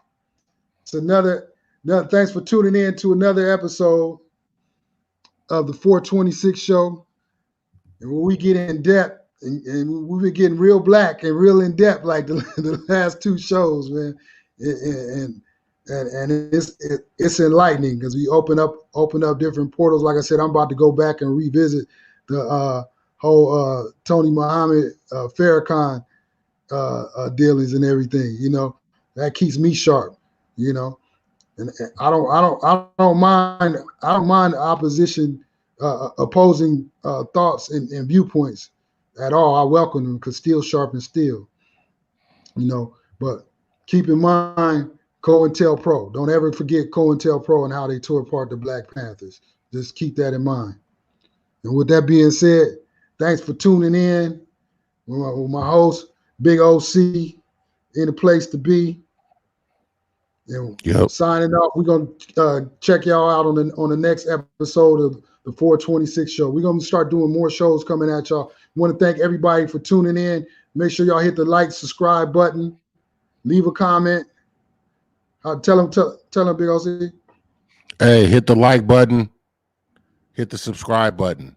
Mm-hmm.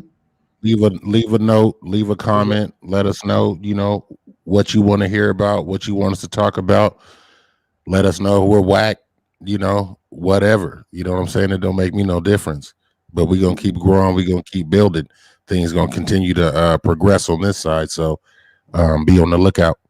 Be on the lookout. Yes, sir. Thanks for tuning in, audience. We appreciate y'all. To the next episode. Peace. Peace.